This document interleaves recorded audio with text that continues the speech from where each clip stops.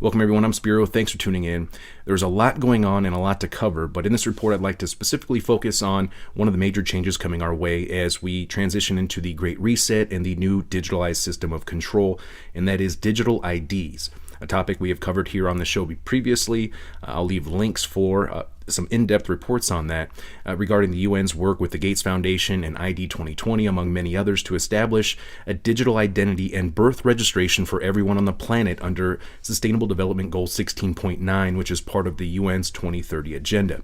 But for now, I want to focus on this news that just came out here within the past couple days. The International Civil Aviation Organization, which is a specialized agency under the United Nations, has announced they are one step closer to bringing digital identity-based travel to a reality, as they have endorsed specifications for the first digital travel credentials. Now, additionally, the United Nations just announced that they are rolling out its own biometric digital identity wallet. As you can see here on Biometric Update, the UN Digital Solutions Center is a pilot project for the World Food Program, which is a United Nations program, and the United Nations High Commissioner for Refugees and the United Nations International Computing Center, which I have reported on previously, that was very instrumental in the development and implementation and rollout of 5G almost a decade ago. This particular UN biometric digital wallet is intended for UN employees, and it can be used for data related to human resources, medical status, i.e., vaccine status, travel, there's your health passport, payroll, and pensions. It's going to be hooked up to your financials. Now, this can also be used for onboarding new employees or helping transition those who are leaving or retiring away from the organization. Now, here is a quick promo video. Digital transformation is changing the way we manage our data, our information, our interactions, and our identities online. The United Nations is ready to digitally transform how it deals with identity, with a system to streamline information sharing, daily workflows, access to platforms and buildings, operating across agencies, by providing its personnel with a universal, system-wide identity solution. Introducing the UN Digital ID. A unique and digital identity for UN personnel from the day you join to the day you part.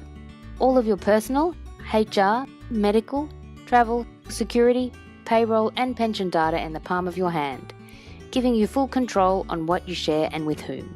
With blockchain and biometrics, the UN Digital ID makes verification efficient, secure, transparent, immutable, portable and universal.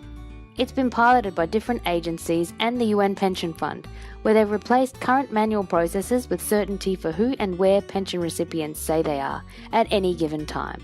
Imagine a regional field officer has just joined the UN. She uses the mobile app to obtain a digital wallet, stored securely in her smartphone and only accessible to her with biometrics. Even better than a physical wallet, she can store all her credentials issued by any UN organization in her digital wallet. She has immediate access to course certificates, travel clearances from UNDSS, medical records from allergies to vaccinations, also making any transfer to another organisation a breeze. As innovation transforms the world, we can improve the way we manage our identities online. UN Digital IDs, a building block for digital cooperation, unlocking the promise of the SDGs. I hope you see where this is going. Every aspect of our lives will be centrally digitalized using biometrics, AI, 5G, and in many cases blockchain. And when you hear the so-called stakeholders, such as the United Nations or the central banks or governments or the World Economic Forum, who just blocked me on Twitter the other day, reference the private sector, they are talking about tech companies, fintech companies like Ripple, or foundations like IOTA, who are currently working on digital IDs, distributed ledger technology, cryptocurrencies, smart cities, and the Internet of Things, just to name a few. This is the new digital system of control the social engineers are referring to when they talk about the Great Reset, along with the social controls via United Nations Agenda 21 and the merger of man and machine via the World Economic Forum's Fourth Industrial Revolution, which Musk's brain chip, Neuralink, fits into nicely, doesn't it? Now, all of these pieces of the puzzle are hiding out there in plain sight. And of course, this new system is being ushered in and justified by the current manufactured crisis. This is classic problem reaction solution in real time. And it's not just happening in some far-off land halfway around the world, and you have years before it will affect you. This is the rollout/implementation phase. Example, just today, Acquaint, a leading global provider of identity verification solutions, announced today that it has become an official member of the Digital ID and Authentication Council of Canada. And when you look at their partners, it's crypto exchanges, credit card companies, banks, and what are they interested in? Well, it says right here, document authentication, behavior data, biometric verification, liveliness detection, transactions, your personal data, digital footprint. And what industries are they working in? Well, currently they're working in retail, telecom, health, finance, banking, transportation/travel, government, and border controls. All of these aspects will be part of your digital identity, including your credit and possibly social credit scores. Just today, they announced a partnership with Canada's government. So this is moving forward day by day. And there are countless other examples, like MasterCard working on biometric immunization records for the Wellness Pass, another digital health passport. Now, why would a credit card company be interested or concerned about your current immunization status? I'm sure you can see or imagine where this may be going. For example, Spiro, you didn't get your latest shot, your booster shot. We'll have to impose travel restrictions upon you. You can't go to work, and we're going to freeze your assets or your payments until you comply.